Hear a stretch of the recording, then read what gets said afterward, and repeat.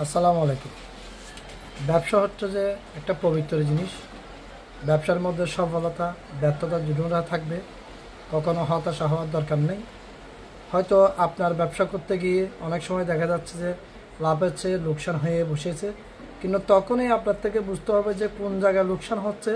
এই বিষয়টা আপনার যদি মিডিয়াম করতে পারেন, ইনশাল্লাহ আগামী দিনে হয়তো আপনার সফলতা অর্জন করতে পারবেন।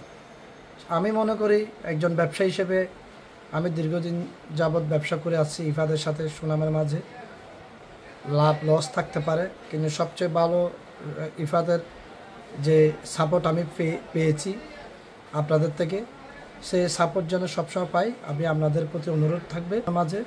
আমি এই বর্ডারে হক সুপার মার্কেট ব্যবসায়ী সমিতির নির্বাচিত সভাপতিতে আছি। একজন ব্যবসায়ী হিসেবে আমি মনে করি ব্যবসা পবিত্র জিনিস। ব্যবসাকে নিজের সন্তানের মতো দেখতে হবে এবং নিজের মতো গুছিয়ে রাখতে হবে, সবচেয়ে পবিত্র রাখতে হবে। সুনামের মাঝে যদি ব্যবসা করতে পারি, আমাদের এই ইফাত যে আজকে দীর্ঘ বছর ধরে আমি থাকতে পারে, অনেক সময় দেখা যাচ্ছে যে আপনাদের ঠিক মতো মালগুলো দিতে পারছে না।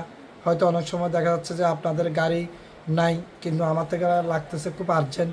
তা আমি ব্যাংকে টাকা দিয়েছি, কিন্তু হয়তো টাকা দিয়েছি কিন্তু মাল নাই। তখন ব্যর্থতা এখানে আসে। ব্যবসা করতে গেলে সফলতা ব্যর্থতা দুটোটা থাকবে। আর সব সময় যে আপনারা ঠিকভাবে মাল দিতে পারবেন, এটা কোনো সঠিক একটা নির্ধারিত টাইম থাকে না। আমি অনেক সময় টাকা দিয়েছি, হয়তো দেখা যাচ্ছে 2 দিন পর 3 দিন পর মাল পাচ্ছি, কিন্তু আমার থেকে মালগুলো লাগছে তখন এই তারপরের দিনে মালগুলো লাগবে, কিন্তু মালগুলো পাচ্ছি 2 দিন পরে।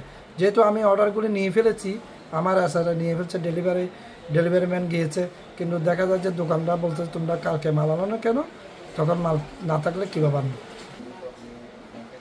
কিছু মানুষ ব্যবসা করতে গিয়ে হিমশিম খাচ্ছে, কারণ ব্যবসাতে অনেকের দেখা যাচ্ছে যে তাদের ব্যবসা করতে গিয়ে তাদের ব্যবসা সাইনবোর্ড দিয়ে অন্য কিছু পুঁজি করতে চায়।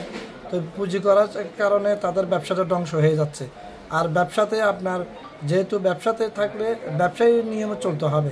ব্যবসাতে 2টা জিনিস থাকতে পারবে না, একটা হচ্ছে সিটিংগিরি, কারোর সাথে বাটপাড়িগিরি করা। ব্যবসার সাইনবোর্ড দিয়ে আপনার যদি কারোর থেকে টাকা হলান নেন বা ব্যবসার সাইনবোর্ড দিয়ে যদি এই সাইনবোর্ডকে বিক্রি করতে চান, সেই ব্যবসা কখনো সফলতার দিকে এগিয়ে যাবে না। ধন্যবাদ।